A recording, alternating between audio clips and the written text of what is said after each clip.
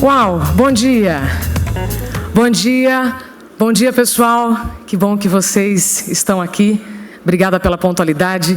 Sejam todos muito bem-vindos à primeira edição do Fórum Veja com o tema O Brasil que temos e o Brasil que queremos.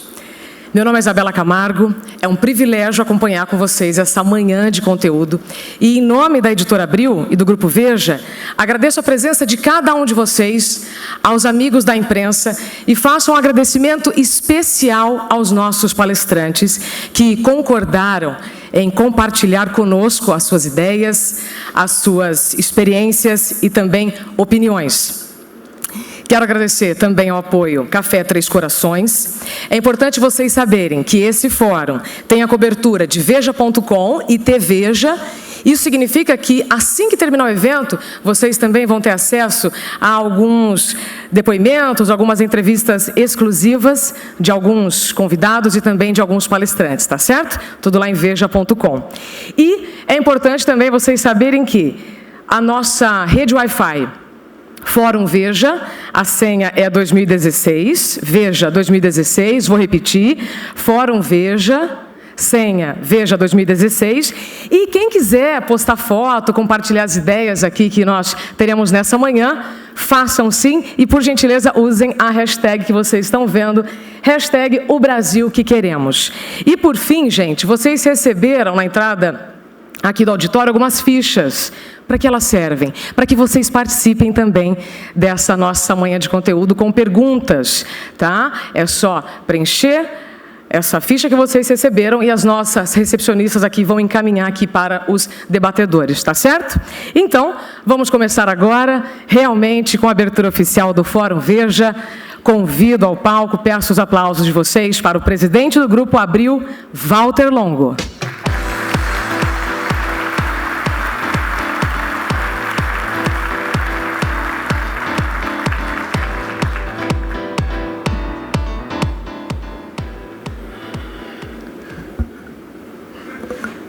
Senhoras e senhores, muito bom dia, muito bem-vindos. É uma grande honra reunir tantas presenças ilustres nesta manhã em que Veja propõe uma discussão séria e profunda sobre o futuro do país nas áreas da política, da economia e da justiça. Entendemos que debater o Brasil que queremos se torna ainda mais essencial em um momento tão delicado que o país atravessa.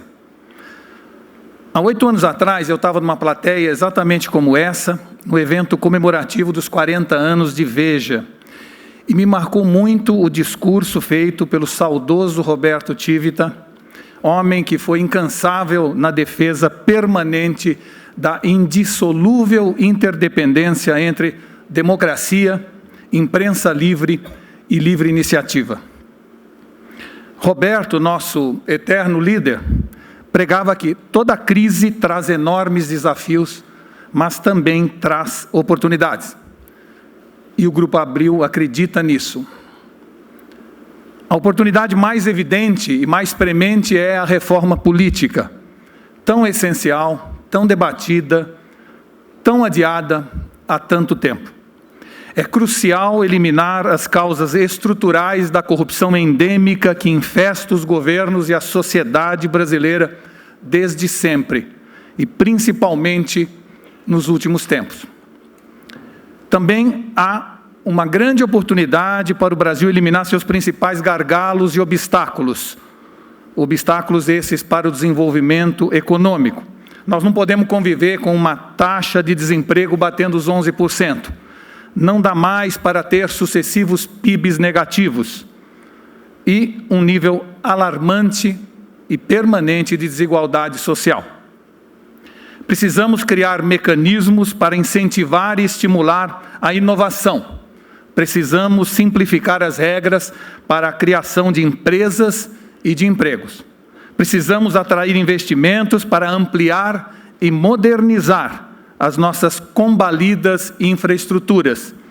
E não menos importante, precisamos tomar as medidas necessárias para a construção de um mercado de capitais que amplie a oferta e que finalmente reduza o absurdo custo do capital do Brasil de hoje. As soluções para tirar o país desse cenário desolador, claro, não são fáceis, mas nesse momento são essenciais e por isso este fórum e por isso essa discussão de hoje. A discussão permanente desses temas que afetam a todos nós faz parte não apenas da missão e vocação editorial de Veja, mas também da própria essência da imprensa livre, que é fruto e simultaneamente esteio da democracia. Para nossa satisfação e orgulho do Grupo Abril, Veja continua sendo a maior, mais influente e mais prestigiada revista brasileira. E sendo assim, continua firme no seu compromisso de informar com correção, coragem e independência seus mais de 20 milhões de leitores no lado impresso e no digital. Continua firme na defesa intransigente dos interesses do Brasil e também continua firme na missão de vigiar o poder, qualquer poder. Vigiar e, às vezes, até contrariar os que estão no poder. Essa é a contrapartida quase inevitável do exercício da liberdade e do compromisso com a verdade que orienta a imprensa responsável. Como declarou certa vez o fundador do jornal francês Le Monde, o dever da imprensa é dizer a verdade, custe o que custar, sobretudo se custar. A liberdade só pode ser garantida pela responsabilidade. Se opusermos o poder à liberdade, a liberdade sai perdendo. Se acrescentarmos responsabilidade a essa liberdade, ambas saem ganhando. É assim que pensamos e é assim que vamos continuar agindo, custe o que custar. Muito obrigado e bom evento a todos.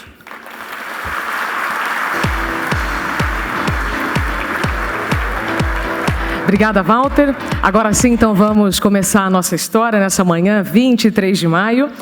Vamos dar início, então, às palestras e debates. O primeiro tema do nosso primeiro tempo: como recuperar a credibilidade do Brasil.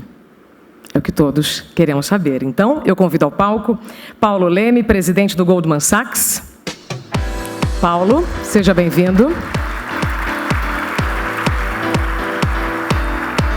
Enquanto ele se aproxima, também convido o Ricardo Paes de Barros, economista-chefe do Instituto Ayrton Senna e professor titular do INSPER. Bom dia, Paulo. Fique à vontade. O Ricardo já está chegando, seja bem-vindo. E quem vai conduzir a conversa é o colunista de Veja.com, Augusto Nunes. Bem-vindo, Augusto. Só lembrando que vocês podem, então, encaminhar as fichas com as perguntas de vocês a partir de agora.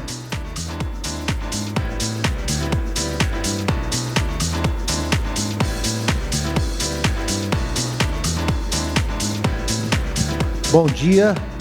Procurar, então, ser bastante objetivo, né, para começarmos logo.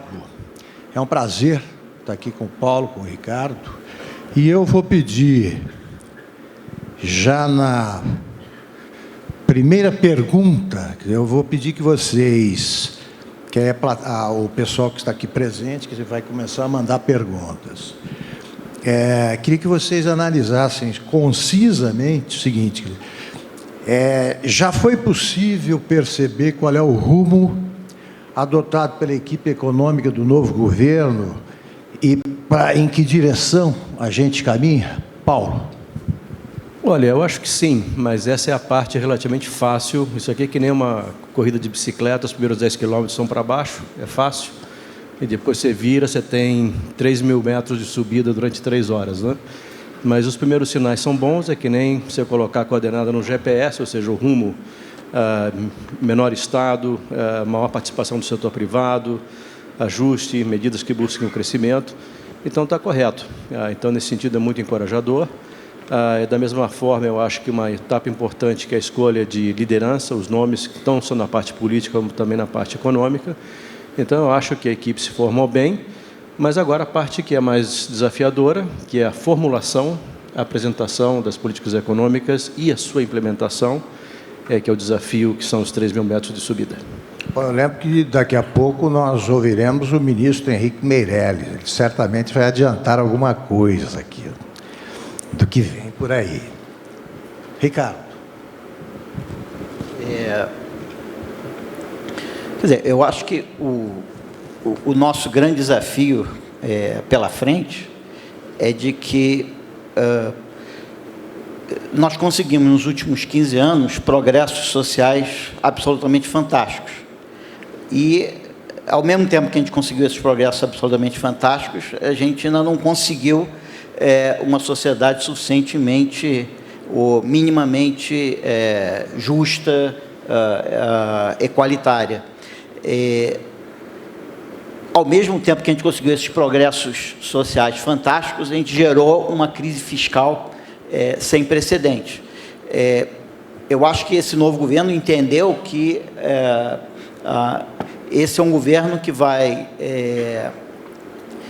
superar a nossa crise fiscal sem abandonar a ideia de um país solidário e que vai continuar reduzindo a pobreza e a desigualdade. Então, acho que o grande desafio aí pela frente, eu acho que, pelo que eu vi de toda a equipe econômica e na área social, é a ideia de manter e aprofundar os nossos ganhos sociais com uma responsabilidade fiscal muito mais sólida e séria.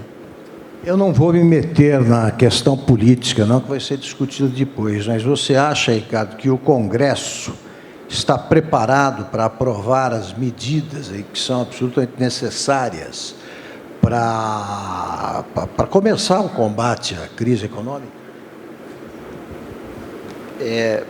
Eu não saberia dizer. Você se referiu às mudanças ocorridas na própria sociedade. Eu acho que o brasileiro hoje entende muito melhor que é preciso fazer alguma coisa com a Previdência, que o tamanho do déficit. O brasileiro se habituou agora a tratar, vai se acostumando a lidar com questões econômicas, né, que antes eram muito estranhas, hoje nem tanto, para uma boa camada de brasileiros. Isso tem alguma importância na decisão do Congresso? Influencia? Queria que você analisasse o Paulo também. Não consigo te fazer análise política de que se o Congresso vai ter essa... É inseparável, né? Quer dizer, vai ter de aprovar no Congresso.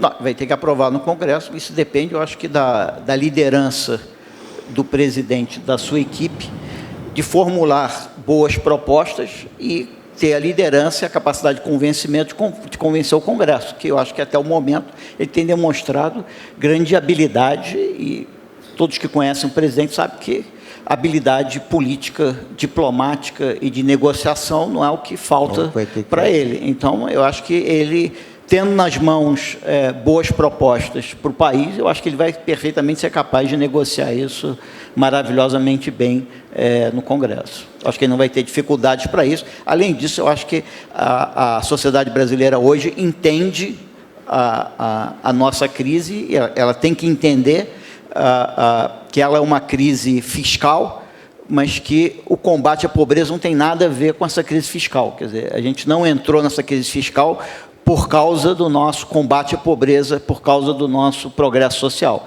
A gente entrou nessa crise porque, além de fazer grandes avanços sociais e avanços no combate à pobreza, a gente resolveu fazer várias outras coisas, por exemplo, não fazer nenhum ajuste na Previdência, que levou a um desequilíbrio fiscal intolerável. Paulo.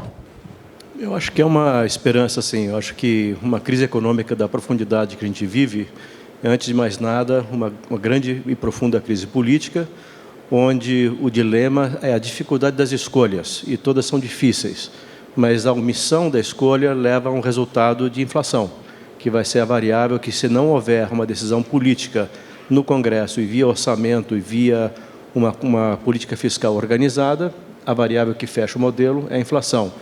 Consciente disso, eu acho que as forças políticas estão trabalhando nessa direção.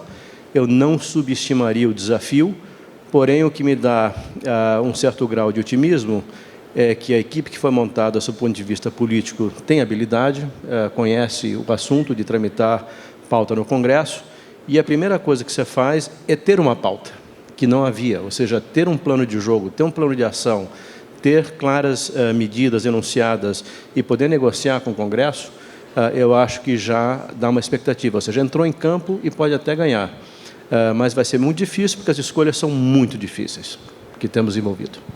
Qual é a sua prioridade? Qual seria a primeira medida a ser aprovada? Olha, a prioridade, eu acho que, antes de mais nada, é ter o conhecimento de que isso aqui é um programa plurianual. Isso aqui, o tamanho do problema de um ajuste primário, que pode ser entre 4% e 5% do PIB, ou ligeiramente acima disso, você não vai resolver em 6 meses, em 12 meses ou 3 anos. Então, eu acho que o anúncio do sequenciamento correto, ou seja, para onde queremos ir, como, com que medidas, eu acho que é fundamental. E, obviamente, tem medidas que têm impacto imediato, por exemplo, a DRU, que é a redução da vinculação da receita da União, sem a qual você não tem a liberdade de cortar gasto corrente, custeio, como você precisa cortar, e procurar medidas que tenham um menor grau de resistência política e de impacto imediato. Mas eu acho que o sequenciamento e a credibilidade, sempre prometendo um pouco menos, entregando sempre um pouco mais, é fundamental, inclusive, para a consolidação da credibilidade, não só com o mercado financeiro, como com o empresário, que está tomando decisões. Agora, o que eu acho que é mais importante, o que eu acho que no debate tem se perdido, é muita ênfase, correta, na parte fiscal, mas toda a crise tem a sua impressão digital. O que é peculiar dessa é uma situação extremamente complicada de balanço e patrimonial das empresas do setor privado. Então, eu acho que se você vai poder resolver a situação fiscal, você precisa de crescimento. Para ter crescimento, como o consumo privado e do governo vão estar deprimidos, você precisa de investimento privado. E para ter isso, você precisa ter uma resolução do problema das empresas, seja aquelas que foram afetadas por uma profunda depressão econômica, ou seja, aquelas que estão paralisadas por todas as questões judiciais pendentes. Então, se não tiver uma resolução, inclusive, de coordenação a nível de justiça, com o Ministério da Fazenda, planejamento e com a parte econômica, ou seja, é fundamental uma resolução muito mais rápida, porque a destruição de capital e emprego que vem ocorrendo no setor privado é perda de crescimento. E sem esse crescimento, você não resolve a parte fiscal. Então, na minha opinião, esse é o motor que está faltando na discussão até agora que eu vejo da política econômica. Ricardo, você acha que a imprensa, ela informa como deveria os seus leitores sobre a questão econômica, ou o noticiário é deficiente? A imprensa, de modo geral, a chamada grande imprensa. É claro que tem deficiências na imprensa, como tem no governo, como tem no setor privado, tem em todo canto. Mas eu acho que, em certo sentido, a imprensa brasileira está de parabéns, no sentido de que, comparativamente com o resto do mundo e comparativamente com o que você poderia esperar, eu acho que o volume de acerto é muito maior do que os erros que a gente comete. Agora, eu acho que talvez uma coisa que eu chamaria a atenção, que eu acho que o Paulo colocou, é talvez a gente desviar um pouco e levar a sério o slogan que a gente colocou lá, da imprensa, às vezes, olhar um pouco mais para o longo prazo. Para que projeto de país a gente quer, né? Quer dizer, eu acho que a gente falou um pouco assim, a gente está muito preocupado com quais são as ações imediatas que o governo vai tomar, tá certo? Mas eu acho que a crise fiscal, eu tenho a percepção, embora não seja nem de longe um especialista no tema, que a crise fiscal é muito mais grave do que a gente acha, porque a gente nem mediu ela direito. Na hora que for medir, a gente vai perceber que, do ponto de vista estático e dinâmico, ela é mais profunda. Tá certo? Logo, eu acho que, acima de tudo, a gente tem que definir que país queremos, no sentido seguinte, que você tem que decidir o seguinte: qual é a carga tributária que queremos? Hoje, gastando 40 e poucos % do PIB, nós gastamos mais do que 75% dos países do mundo. Tá certo? Nós queremos gastar 40%, 45% ou 37% do PIB com gasto público. Isso é alguma coisa que a gente tem que definir socialmente, porque isso vai afetar que tipo de sociedade nós vamos ter, que tipo de serviço nós vamos oferecer. Tá certo? Então, nós temos que ter um compromisso. E acho que a visão de longo prazo passa por dizer essa sociedade é uma sociedade que a carga tributária será 40%, 45%. Eu preciso saber em que país que eu vou viver. Tá certo? E, em segundo lugar, tem que ter um comprometimento absoluto de que desequilíbrio fiscal nunca mais. Ou seja, a gente tem que ter a ideia é o seguinte, olha, se eu vou coletar 37, eu vou gastar 37, no máximo. Se eu vou coletar 40, eu vou gastar 40 no máximo. Então, eu acho que essas decisões de longo prazo são absolutamente fundamentais para botar, inclusive, a economia em marcha. E eu acho que, às vezes, talvez a imprensa dê mais atenção ao que o ministro da Fazenda vai fazer amanhã do que exatamente qual é o plano para os próximos 5 anos. Porque nós não vamos... obviamente que essa crise tem muitas expectativas, e na medida que nós tomarmos e tivermos um plano de longo prazo, essas expectativas serão revertidas, e o país volta a crescer inicialmente lentamente e depois esperamos mais rapidamente. Temos que acreditar que esse país não vai crescer com investimento público, ele vai crescer com investimento privado, que é como ele deve crescer, e, portanto, você pode ter uma contenção das despesas públicas e crescer, porque o investimento tem que ser encorajado com um novo marco legal para que seja um investimento com base sólida do setor privado. Então, eu acho que a gente tem que reverter as expectativas e definir que país e que projeto de país é esse. E eu acho que a imprensa tinha que dar mais atenção, talvez, para essa visão de longo prazo. E em que medida que é simplesmente um discurso, em que medida se torna realmente leis de que você não pode gastar mais do que você tem e que você vai ter órgãos para fiscalizar isso e de que você vai definir exatamente quanto de imposto você vai coletar e você não vai coletar mais do que isso. Quer acrescentar alguma coisa sobre o projeto de país, Paulo? Se eu puder, muito.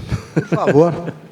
Não, olha, assim, acho que exatamente o que o Ricardo falou, eu acho que é fundamental ampliar um pouco, sair um pouco da esfera de Copom, se a próxima reunião vai ser 25 ou 50, se vai ser 1 de primário ou meio de primário. Eu acho que é ter o arcabouço geral de qual é o tamanho do problema e quais são as fontes e as soluções dessa crise. O que é muito peculiar dessa crise é que ela não é a crise típica de balanço de pagamentos e bancária que a gente está acostumado a viver no país. É uma crise de solvência, fundamentalmente, uma crise de colapso de produtividade e falta de crescimento. Então, eu diria assim que os grandes blocos de solução desse problema é um que resolve a questão da solvência, seja de governo, seja do setor privado, que é fundamental. A segunda parte é aquela que vai lidar com toda a questão de crescimento de produtividade e geração de investimento e empregos. E essa parte de produtividade exige não só desfazer uma série de desacertos que foram colocados, tornando o sistema de preços ineficaz, distorcendo a economia barbaramente, seja via preço, subsídio, seja via impostos. Então, tem que limpar completamente esse negócio, para poder, então, você ter uma economia de setor de mercado para poder funcionar. E aí começar a olhar as medidas que precisam serem tomadas para a parte de produtividade. Em relação à questão de solvência, você tem toda a parte fiscal, que vai não só de governo federal, estados e municípios, algumas empresas estatais que precisam ter um reforço de balanço, e, como eu disse, do setor privado. E aí você entra a questão da política monetária, é uma parte que tem que ser considerada a política de taxa de juros, macroprudencial, para poder descarregar balanços de bancos que têm exposição de crédito que são insustentáveis a certas empresas, ter uma questão da resolução da dívida de empresas e, por último, ter esse módulo que possa falar entre judiciário, setor da economia, fazenda, para poder acelerar e resolver a questão das empresas para elas poderem investir e poder ser o vetor de crescimento. E, por último, eu acho que é muito importante ter em mente que o tamanho do ajuste fiscal que precisa ser feito, ele pode acabar surpreendendo, se nós conseguirmos crescer, acabar sendo menor via crescimento e arrecadação. Mas, no curto prazo, digo 12, 18 meses, você vai ter um hiato de financiamento brutal e não há poupança interna. Então, você vai ter que trazer a poupança do exterior. Então, você tem que buscar maneiras de ter receitas extraordinárias que não só por orientação e ter uma visão de mercado, eu acho que é fundamental você ter toda essa parte de venda de ativos, concessões, ou como quiser chamar, privatizações, sem as quais você não vai ter um financiamento do hiato e o programa não vai funcionar. Então, acho que ter essa visão mais de equilíbrio geral, de como essas partes se conversam, é muito importante, inclusive com a parte social, quer dizer, o que vai acontecer com o emprego, salário, distribuição de renda, como isso tudo vai mexer. Então, esse big picture, digamos assim, eu acho que está faltando no debate. Bem, eu tenho várias perguntas a fazer, mas eu lembro que quem quiser encaminhar perguntas, as nossas recepcionistas aí estão prontas para recolhê-las. O Ricardo falou da carga tributária. Você acha possível enfrentar essa crise sem aumento de impostos ou sem a criação de algum novo imposto? Quer dizer, não sei, não fiz essas contas aí no detalhe para saber se o tamanho da crise vai permitir isso. Eu iria mais na direção que o Paulo colocou, de você tentar, no máximo possível, recorrer a isso como o teu último trunfo. Porque eu acho que o teu maior trunfo vai ser dizer o seguinte: este é um país com a seguinte carga tributária, X, ponto. Tá certo? Ele não vai afetar essa carga tributária, porque isso é o que vai dizer para as pessoas que esse é um país confiável e que você pode investir, que você sabe com mais ou menos certeza qual será a tua carga tributária. Se a tua carga tributária começa a aumentar, isso não é uma boa medida. Então, eu acho que a melhor estratégia é, se você tiver um bom plano para o futuro, você corrige parte disso com algumas receitas extraordinárias, você estimula o máximo possível o crescimento, quer dizer, você tem que fazer uma mudança radical no teu ambiente de negócios, fazer negócios nesse país alguma coisa muito mais simples do que é. Se você quer arrecadação, faça o ambiente de negócio ser mais simples, porque um ambiente de negócio complicado só atrapalha os negócios, só atrapalha a tua arrecadação. Então, muito antes de mexer nos impostos, eu mexeria no ambiente de negócios e nas receitas extraordinárias, e eu acho que melhor do que cobrar imposto hoje é você fazer um plano de longo prazo de você pagar a tua dívida, de tal maneira que você eventualmente pode ter até que aumentar um pouco a tua dívida no curto prazo, mas com um plano muito claro de exatamente como que você vai pagar isso, que vai ter que ser via corte de despesas futuras. Ou seja, em vez de você aumentar os teus impostos hoje para manter o teu gasto hoje, você corta o teu gasto hoje o máximo que você puder, e aquilo que foi impossível de você cortar, você transfere para corte de gastos amanhã, mas não com aumento de impostos na medida do possível.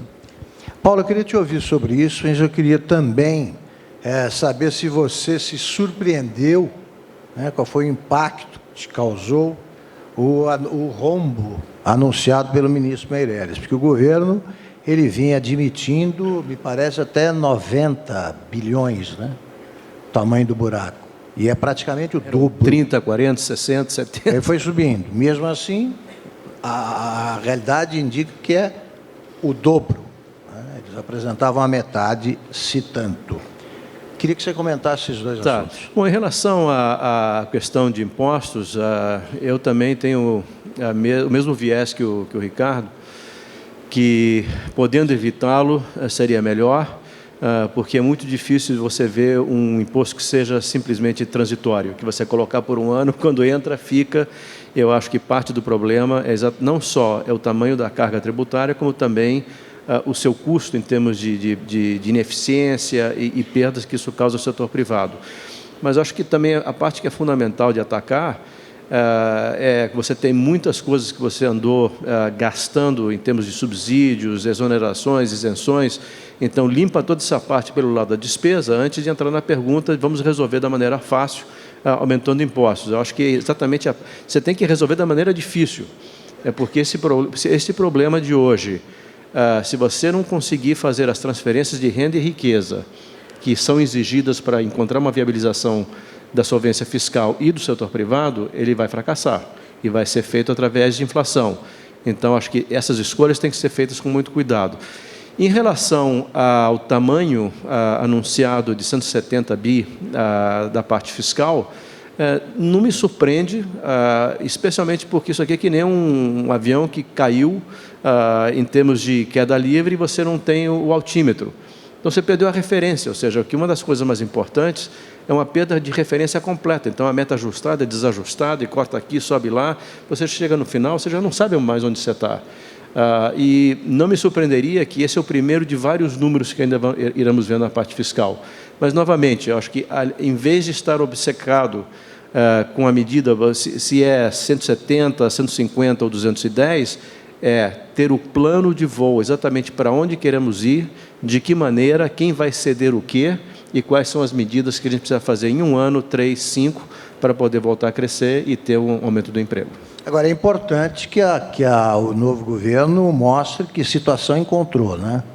Não, obviamente, acho que a primeira coisa é fazer uma avaliação quase que forênsica, o Estado, a condição inicial do modelo, que, como eu disse, se você está num aeroporto e coloca as coordenadas erradas do aeroporto no GPS do avião, vai dar um problema muito sério. Entendeu? Então, acho que colocar exatamente as condições iniciais do modelo são essenciais se você está falando de um ajuste de 5%, 4,5% ou 6% do PIB e em quanto tempo. Então, essa avaliação é essencial, mas é difícil. Mas eu espero que isso seja feito rápido. Mas, novamente, acho que tão importante quanto saber as condições iniciais, ninguém espera que esse programa vai ser resolvido em 6 meses ou vai ser implementado em 6 meses. Mas você tem que ter a visão geral de quais são as partes, quais são os componentes e como isso vai conversar uma parte com a outra para poder resolver o problema. Para aproveitar a tua imagem, tem que haver o plano de voo que não existia. Exatamente. Ricardo, tem uma pergunta para você, encaminhada pelo Eduardo. Diz assim: Ricardo, qual é o caminho mais justo e mais eficaz para os nossos problemas com a educação? Mais investimentos? Melhor gestão? Privatização? Quer dizer, não só com a educação, mas a política social como um todo, o que a gente tem que ter em mente é que os nossos novos rumos para o país, né, tem que ser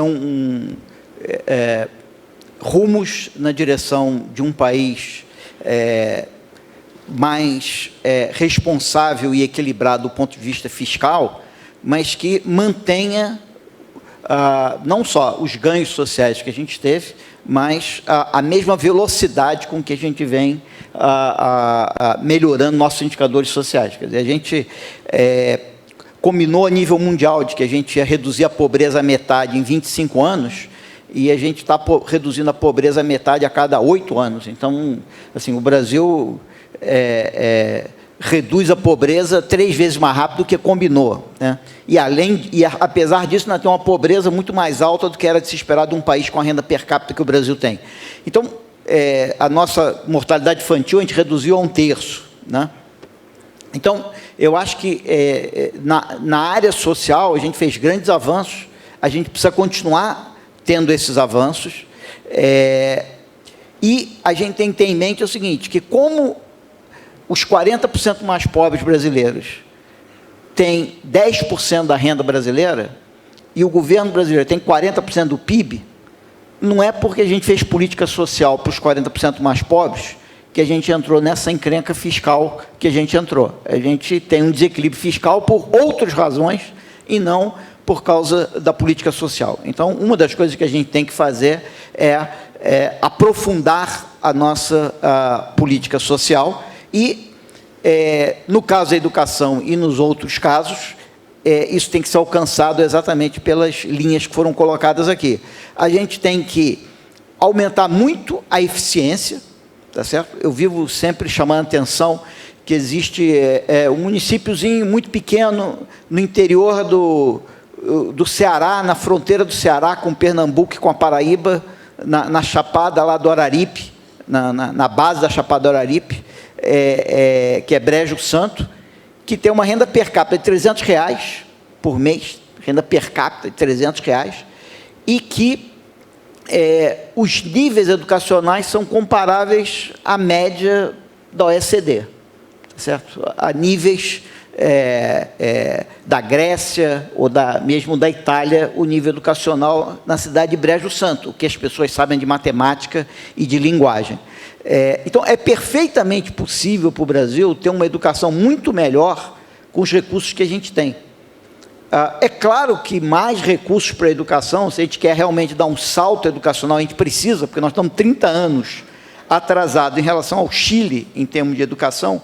Então, faz todo sentido no mundo, o Brasil até dedicar um pouco mais de recurso à educação para conseguir dar um salto. Agora, esse recurso a mais para a educação tem que vir junto com um uso 2 vezes mais eficiente, ou seja, se eu te der 10% a mais de recurso, você vai ter que me entregar 70% mais de resultado, porque você tem uma quantidade enorme que você pode ganhar em termos de eficiência, copiar Brejo Santo, e, eventualmente, você precisa de algum recurso a mais para avançar. Mas, além disso, você tem que trazer para a educação a participação do setor privado.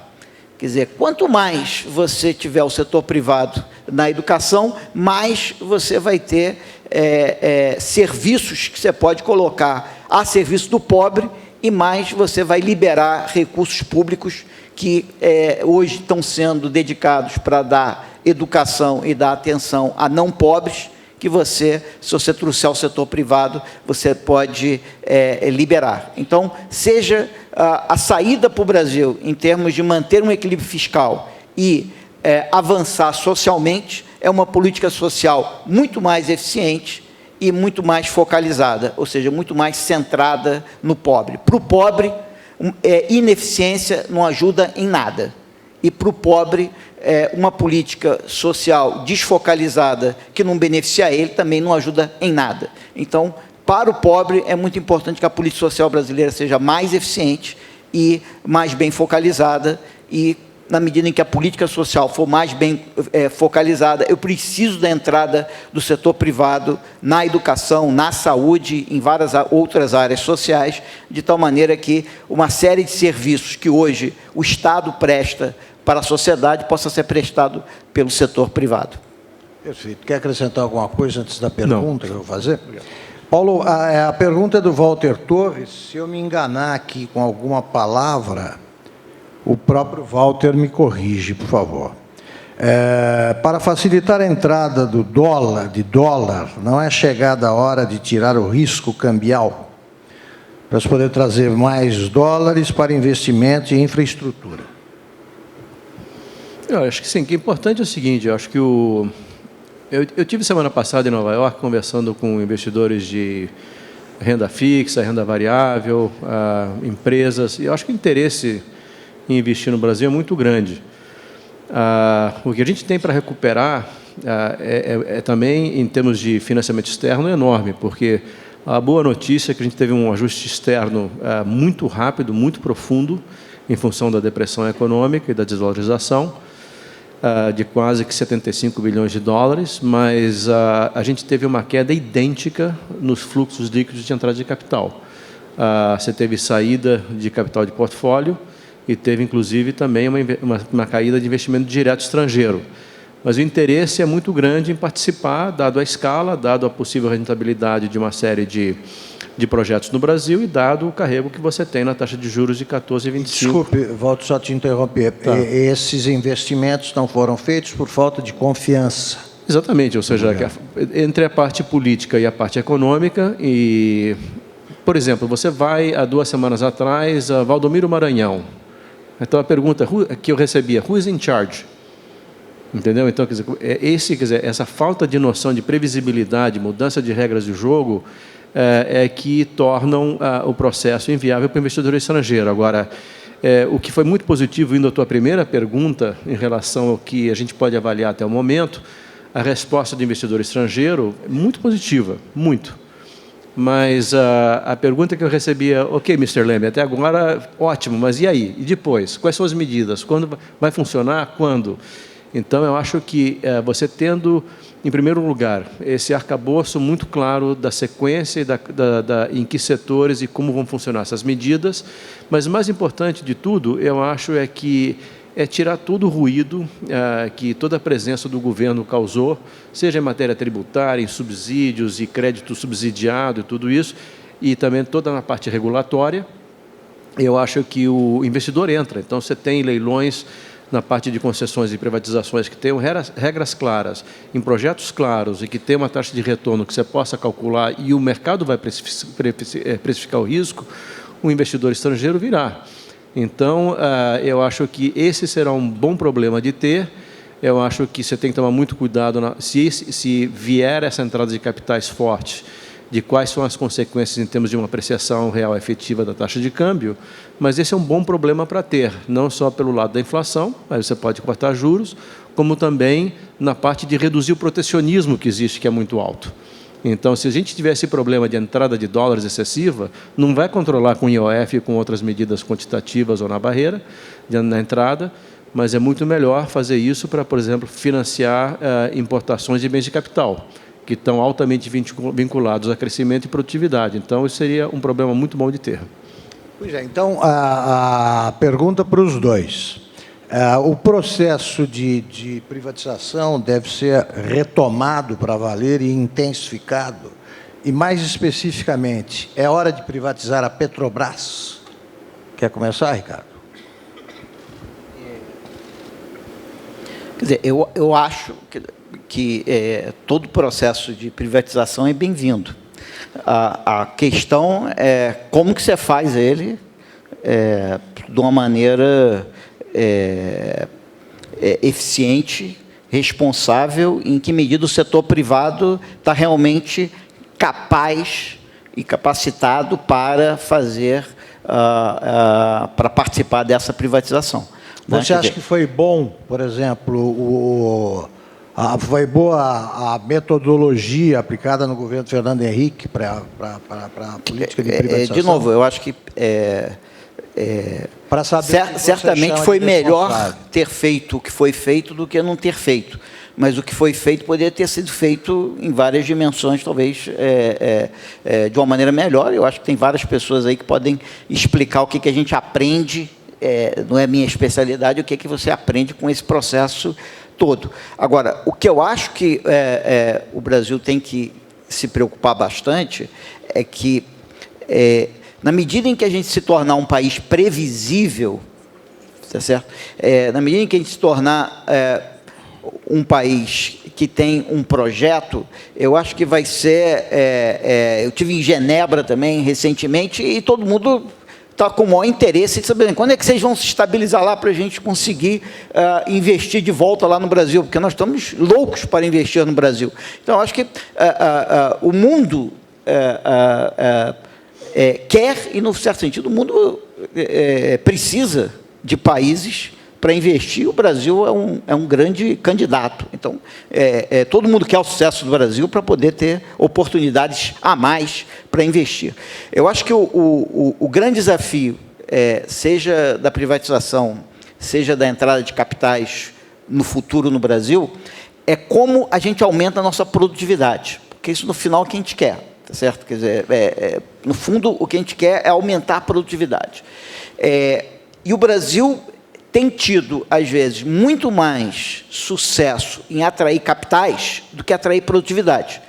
Nós conseguimos ter as mesmas empresas que funcionam no Brasil, funcionam fora do Brasil, e no Brasil elas trabalham com produtividade abaixo, com tecnologias antigas e produtividades abaixo do que elas trabalham em outros países.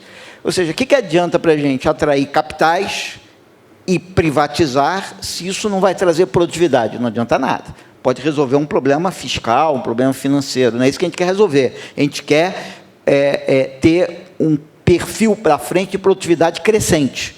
Para isso, nós temos que não só desenvolver métodos internos de aumentar nossa própria produtividade, mas nós temos que importar produtividade. Por que as empresas... Por que os centros de pesquisa das empresas... O Brasil é um dos países que mais tem empresas multinacionais, mas é um dos que menos tem centros de pesquisa dessas empresas internacionais. Então, nós, na verdade, desenvolvemos, nós temos, até gastamos muito com pesquisa e desenvolvimento, mas temos muito pouco resultado em termos de pesquisa e desenvolvimento. Então, eu acho que mais fazer o Brasil se tornar atraente para o capital estrangeiro, rapidamente, se nós formos um país estável, com regras claras e com um ambiente de negócio menos complexo e inócuo como a gente tem hoje, nós vamos atrair muitos capitais. Mas isso não necessariamente vai levar a uma taxa de crescimento da nossa produtividade acelerada, porque a taxa de crescimento dessa produtividade vai depender da incorporação de novas tecnologias e do desenvolvimento de novas tecnologias. Então, nós temos que ter um capital que traz essa tecnologia e que desenvolve essa tecnologia. E isso tem que estar pensado tanto na privatização quanto na atração de novos capitais. E isso é mais difícil, porque, às vezes, capital tem nacionalidade, sim. E esse que é a grande dificuldade, é como é que a gente acaba com essa nacionalidade do capital e incorpora e traz as tecnologias. Sobre a Petrobras, especificamente, quer falar alguma coisa? Eu acho que a Petrobras, como qualquer outra empresa, não tem muita razão para ela ser estatal. Eu acho que a Petrobras, como todas as outras empresas, devia ser privatizada, eu acho que com muito mais cuidado, com muito mais pensado do que as outras empresas, mas eu não vejo por que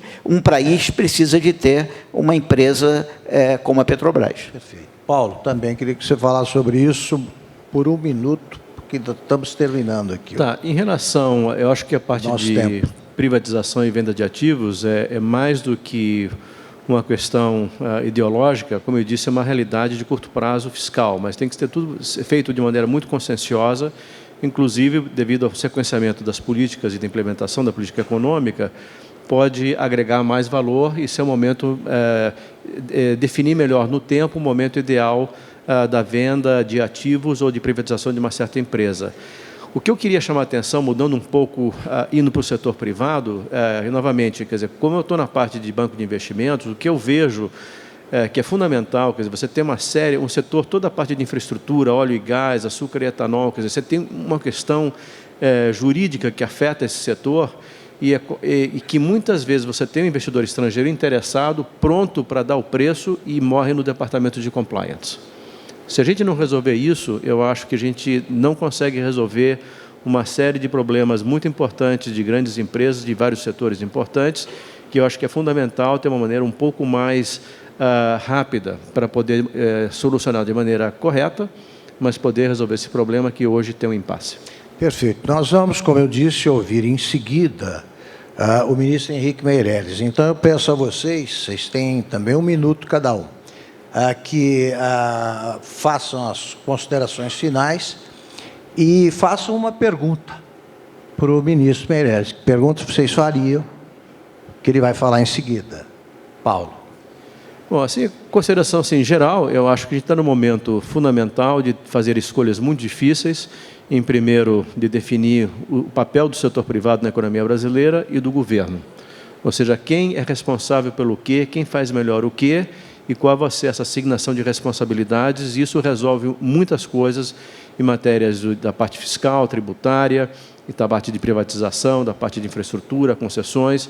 Então, eu acho definir exatamente esse rumo é essencial, mas eu acho que é fundamental hoje desonerar muito mais e tirar muito mais a participação do governo, entregá-la de volta ao setor privado, que eu acho que pode fazer melhor, mais barato e com maior produtividade. Em relação à pergunta para o ministro Meirelles, é muito mais no sentido de ver o big picture, ou seja, qual é o delineamento mais amplo que a atual equipe econômica tem para enfrentar esses desafios, não só na parte econômica, como também na parte social, que aqui estivemos discutindo nessa manhã. Obrigado. Ricardo, um minuto. Para terminar, quer dizer, eu gostaria de voltar àquela questão de que o Brasil é um país que fez progressos sociais fantásticos. Apesar de tudo isso, os nossos 40% mais pobres têm menos de 10% do PIB. Logo, eles não são responsáveis por nossa crise fiscal e nem podem ser penalizados por qualquer ajuste fiscal que a gente venha fazer.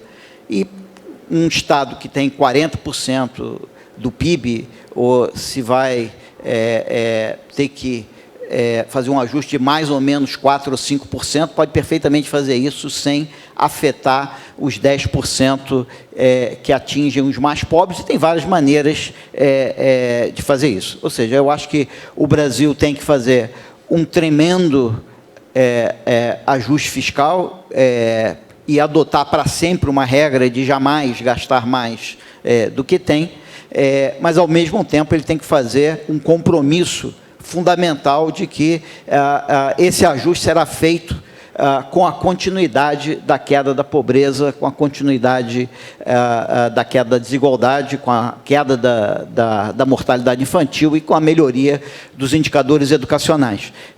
Eu acho que isso é perfeitamente possível na medida em que a gente cortar, não naquilo que realmente chega no pobre, mas cortar naquilo que não chega no pobre e, obviamente, cobrar muito mais eficiência e focalização das políticas que chegam no pobre. O que eu gostaria de colocar para o ministro exatamente como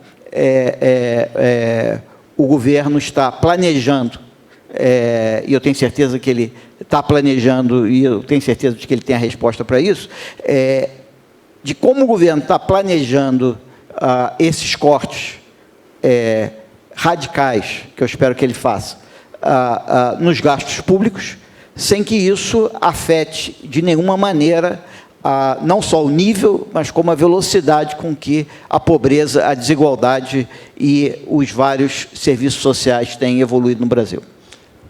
Paulo, Ricardo, muito obrigado pela objetividade e agilidade com que vocês responderam a essas perguntas. Está terminada a nossa participação. Muito obrigado a vocês pela atenção e pela paciência.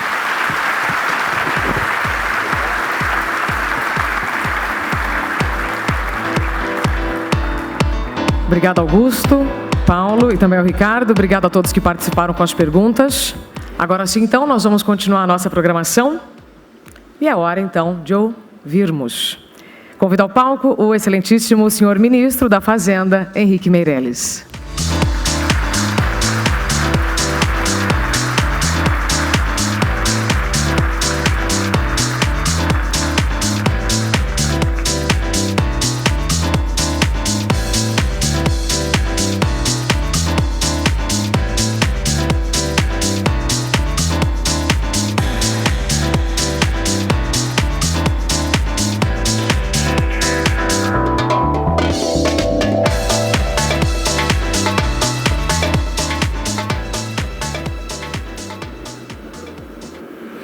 Muito obrigado.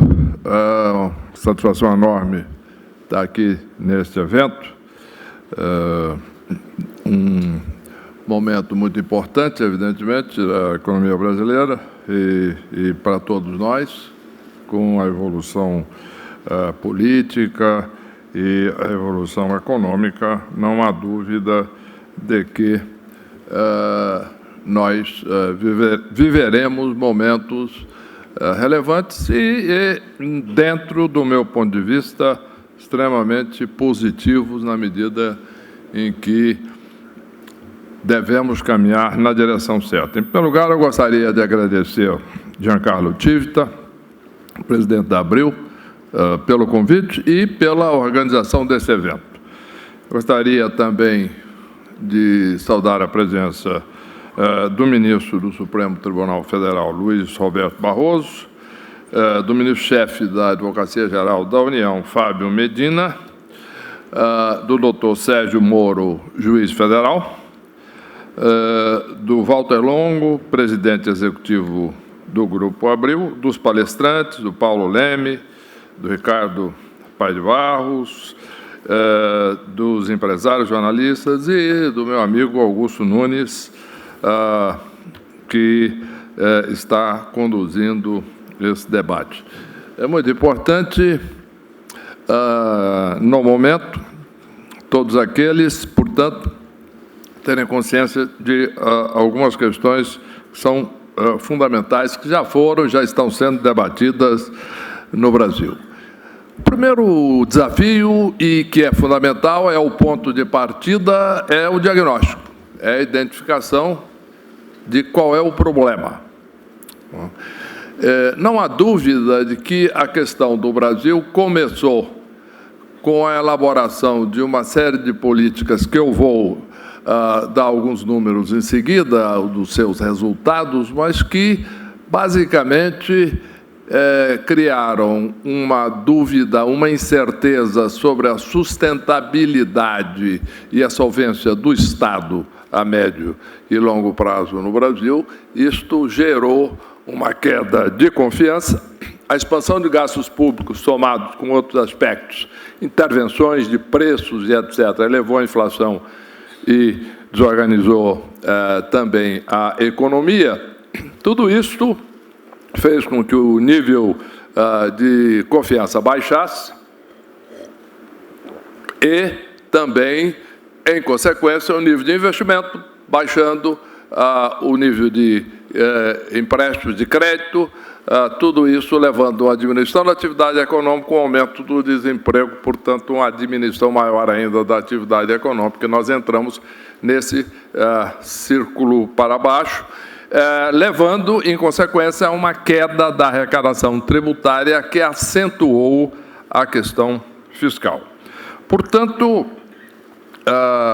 é muito importante, no momento, endereçarmos a questão de inflação, a questão de crescimento, etc., mas o foco agora, em primeiro lugar, está começando pelo diagnóstico, pela dimensão do tamanho do problema, em seguida, pelo desenvolvimento das soluções e começando com o foco no fiscal, passando em seguida com o foco na produtividade e outro aspecto muito importante mencionado também, o equacionamento de toda essa série de problemas trazidos por essa recessão forte no âmbito empresarial.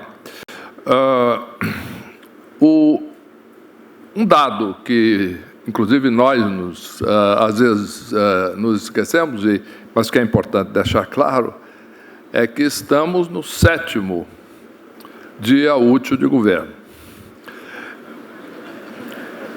Então, é algo que, às vezes, perdemos e parece que são alguns anos. Não, são 7 dias.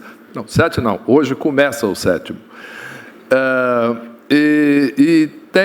Eu estava conversando com jornalistas um determinado dia da semana passada em Brasília e eu, no final, disse, quer dizer que a mensagem, vocês estão me dando aqui 2 mensagens, não é verdade? Sim. Uma delas é, estamos ansiosos, queremos logo, não só o número, o tamanho do déficit, mas quais são as medidas e etc. Sim. A segunda mensagem é, vocês não podem errar. Bom. Vamos compatibilizar as duas coisas. Vamos controlar um pouco a ansiedade, mas agir com rapidez, mas com segurança. Exatamente, tomando medidas adequadas. Vamos olhar um pouco a evolução da questão fiscal no Brasil, para que nós possamos, a partir daí, olharmos um pouco à frente. Em 25 anos, de 91 a 2015, o gasto primário do governo federal se deslocou de 11% para 19% do produto.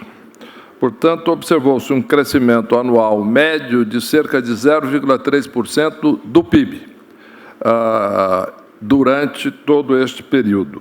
Dentre outras consequências, houve, evidentemente, um crescimento exponencial dos gastos financeiros e, recentemente, um aumento do risco de solvência, o que faz com que as taxas de risco voltem a subir. Analisando-se apenas o período 2008 a 2015, a receita total anual cresceu 14,5% em termos reais, enquanto a despesa total cresceu 51%.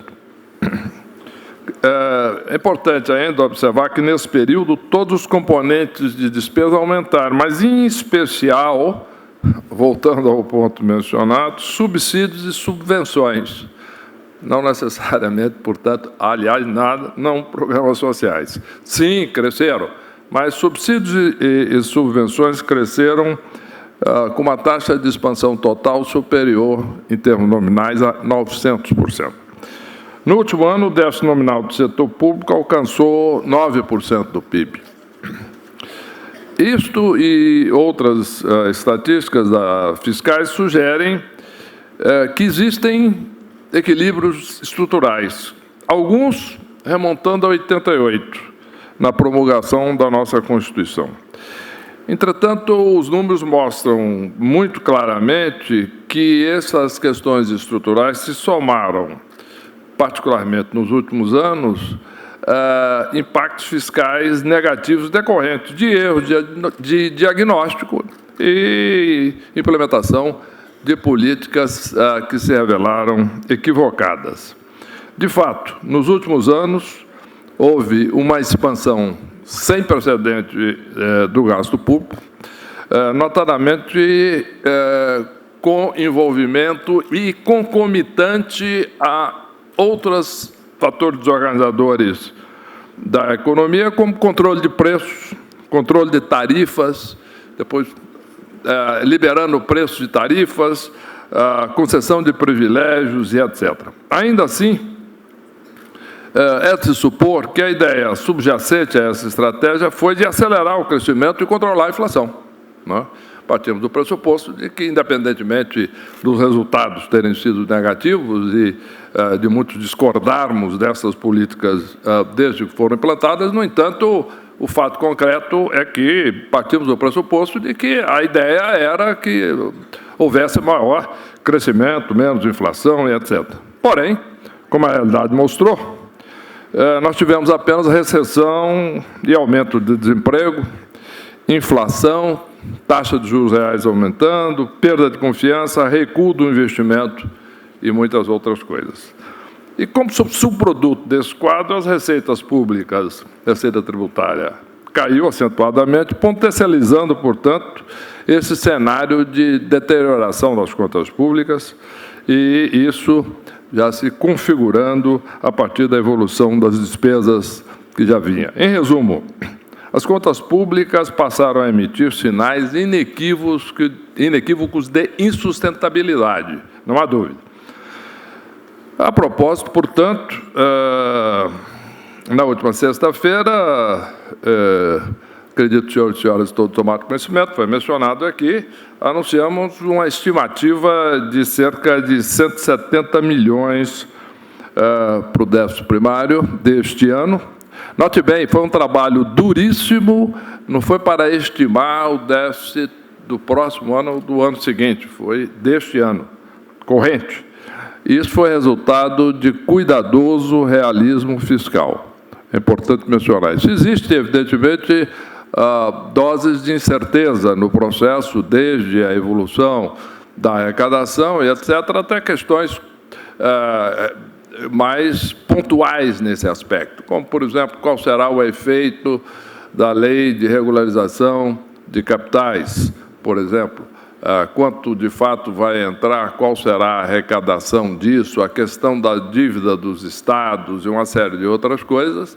Existe um número grande de restos a pagar, tudo isso que estão sendo devidamente escrutinizados e apurados no detalhe, mas o que houve aqui foram alguns blocos de estimativas as mais rigorosas possíveis e muito cuidadosas, de maneira que, de fato, possa se divulgar um número que, em primeiro lugar, seja uma plataforma mais sólida, a partir daí de planejamento e de tomada de providências e de ação, e também uma visão muito clara para a sociedade brasileira de onde estamos.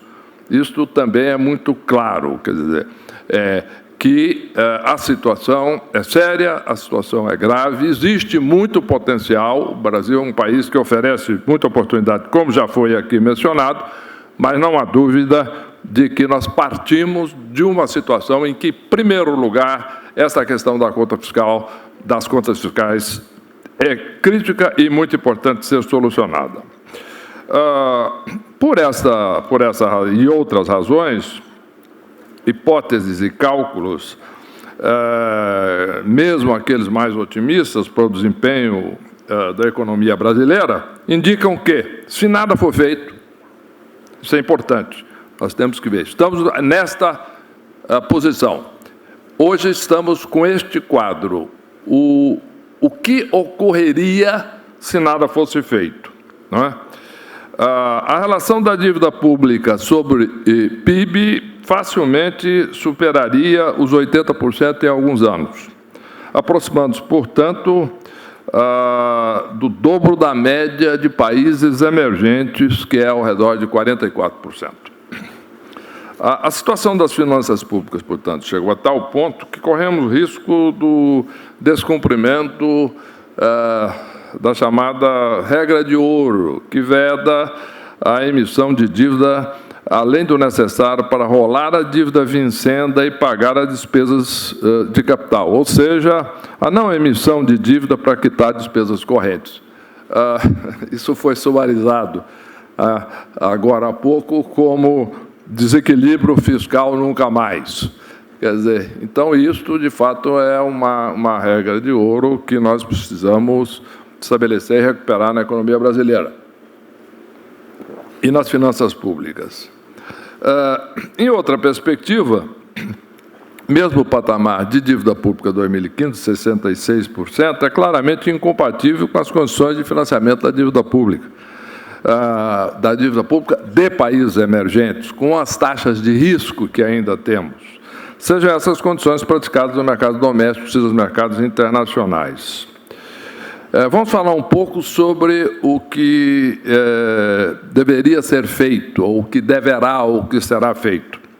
Considerando-se o nosso histórico de crises fiscais, é muito importante que nós olhemos um pouco o caminho que foi seguido nas décadas passadas e como foi enfrentado este crescimento de dívidas da despesa pública, de novo, que ele foi gradual e se acentuou fortemente nos últimos anos. Em geral, crises fiscais no Brasil foram equacionadas por intermédio de uma combinação, em primeiro lugar, de um aumento permanente da carga tributária com uma contenção temporária de despesas discricionárias, com destaque para a redução do investimento público. Ocorre que, aplicado com relativo sucesso em algumas conjunturas, essa receita não mais se aplica. Em primeiro lugar, por quê? Os aumentos permanentes de impostos levarão a carga tributária, como já foi mencionado, a um patamar que introduz ineficiências nas decisões de ajustes econômicos e limita fortemente o crescimento. Ele distorce a alocação de capital, cria uma menor tendência à poupança. Em resumo, é altamente indutor a menor crescimento. Segundo, seria inócua qualquer tentativa de equilibrar as contas públicas só via contenção de despesas discricionárias, haja vista que a expansão do gasto tem se concentrado muito em despesas obrigatórias. Diga-se de passagem, quase sempre em benefício de setores que não necessariamente precisa ser financeiramente amparado pelo setor público. O que eu quero dizer com isso é o seguinte: existe, sim, muita coisa a ser feito do ponto de vista discricionário. A margem, no entanto, é baixa, levando-se em conta todas as despesas obrigatórias que foram sendo introduzidas durante todo este período. Ora, se as experiências anteriores não podem e não devem ser replicadas, nós temos que concluir que devemos seguir uma nova direção, que é o que estamos fazendo, sem hesitação, e vamos continuar a fazer. Antes de mais nada, o primeiro passo, como eu já mencionei, foi fundamental que, de uma forma transparente, realista, dar conhecimento à sociedade do tamanho do desafio. Era necessário identificar os contornos do problema e dimensioná-lo de forma acurada, que fizemos na primeira semana. Apesar do tempo muito curto, isso foi feito com sucesso, culminando com os 170 bilhões de déficit anunciado na sexta-feira. Neste momento, estamos trabalhando para definir soluções, exatamente quais são as próximas medidas. E, de novo, aqui eu enfatizo a questão de tomar medidas que sejam eficazes, porque todos concordam, e isso foi enfatizado já hoje, mas todos concordam no debate de que agora não é momento para errar. O momento é para acertar. Então, tem uma frase que eu tenho repetido, que é uma frase: devagar que eu estou com muita pressa. Isto é, vamos tomar medidas que, de fato, sejam eficazes e funcionem. As medidas que estamos estudando, né, já nesses dias, eu não entrarei em detalhes sobre elas agora, por uma razão muito simples: elas serão anunciadas amanhã, no final da manhã, pelo governo, medidas tanto no campo administrativo como no campo legislativo. Portanto, eu vou dar a ordem cronológica das 3 linhas de ação destas medidas. Primeiro, o controle de despesas primárias e financeiras, de um lado, foco na eliminação da ineficiência do gasto público; de outro, uma busca na ênfase no desempenho, na prestação de serviços públicos, que, embora à disposição de todos os cidadãos e cidadãs, esses serviços são exatamente aqueles utilizados pela camada mais pobre de brasileiros. Portanto, nós temos que focar e nós estaremos anunciando, estaremos trabalhando de hoje ainda até amanhã, temos ainda longas 24 horas para trabalhar. Eu gostaria de dizer que a ideia é exatamente um plano de voo, um plano de direção, com medidas que tenham efeitos plurianuais e que tenham impactos permanentes, isto é, que não estejamos focando simplesmente no resultado deste ano, do final do ano, etc., do começo do ano. Não, nós devemos dar uma linha de ação que, em sendo aprovada pelo Congresso, nós tenhamos uma grande segurança por parte da sociedade, dos analistas, dos empresários, dos investidores, dos consumidores, dos tomadores de empréstimo, daqueles que concedem empréstimo, dos credores, todos, que as finanças públicas estarão evoluindo num ritmo que permita o crescimento da dívida pública como percentual do produto, arrefecer a sua taxa de elevação, estabilizar num determinado momento e voltar a cair. Mas, de novo, isto tem que ficar claro que não pode ser mera declaração de intenção, não pode ser mera declaração de vontade, ou medida só de curto prazo. Existem medidas que todos precisam ser capazes de fazer os seus cálculos independentemente e chegar à conclusão de que isto é o que vai ocorrer. Em consequência da restauração da solvência futura do Estado, de medidas claras, algumas de curto e medidas profundas de longo prazo, esperamos que haja aí sim um fortalecimento, uma volta da confiança das famílias e dos empresários, o que se traduzirá na retomada da atividade, por consequência, a retomada do emprego, a retomada das vendas, do investimento e, em consequência, a recuperação da arrecadação tributária.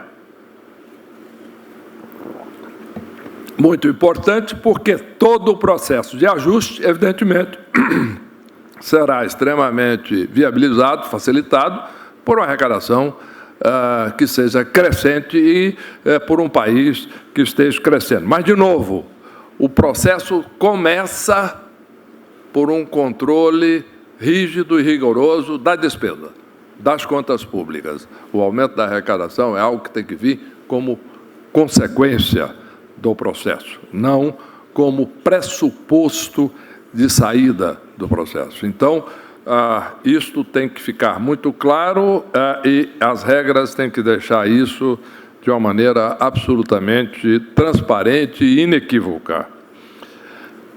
Finalmente, falando em produtividade, reformas estruturantes que se traduzirão no melhoria do ambiente de negócios, aumento da produtividade, ampliação e utilização mais eficiente dos fatores de produção. Em resumo, um aumento do potencial de crescimento com consequente maior geração de empregos e de renda. É muito importante, no entanto, estabelecer que essas diversas etapas não serão todas cumpridas amanhã. Amanhã nós vamos enfrentar diretamente a questão da evolução da dívida pública e das despesas públicas, fundamentalmente. Esta é a primeira etapa. As etapas seguintes serão objeto de medidas que serão anunciadas no devido tempo, isto é, na última sexta-feira, aliás, o último dia útil, nós anunciamos a quantificação do déficit. Amanhã, já primeiras medidas para endereçar este problema e serão seguidas medidas de melhora de ambiente de negócios, pró-crescimento, produtividade e etc, etc, etc. Eu quero me finalizar, portanto, dirigindo-me aos senhores e senhoras aqui presentes, mas também à população em geral, que nos ouve e poderá ler ou ver mais tarde, que as ações a serem tomadas pelo governo não são um fim em si mesmas. Elas, sem exceção, são um meio, a rigor único, de trazer de volta ao mercado de trabalho os 11 milhões de pessoas, de brasileiros, que hoje estão desempregados, de reduzir a dúvida de empresários quanto ao futuro dos seus negócios, de reduzir a insegurança dos trabalhadores que conseguiram permanecer no emprego, de garantir que em 5, 10 ou 15 anos os nossos aposentados receberão seus benefícios. Isso é muito importante. O importante não é apenas saber, cada um prever quando terá direito ao benefício. É muito importante que todos tenham a segurança que esse benefício será pago, que haverá solvência do Estado e da Previdência para pagar isto no futuro, e isso é que vai dar, de fato, a segurança a cada um e à sociedade. De assegurar o pagamento em dia de todas as obrigações de governo, de, em resumo, propiciar e proporcionar um futuro melhor, não só para quem está aqui hoje, mas também e principalmente para os nossos futuros trabalhadores, as nossas crianças de hoje. Muito obrigado e vamos trabalhar.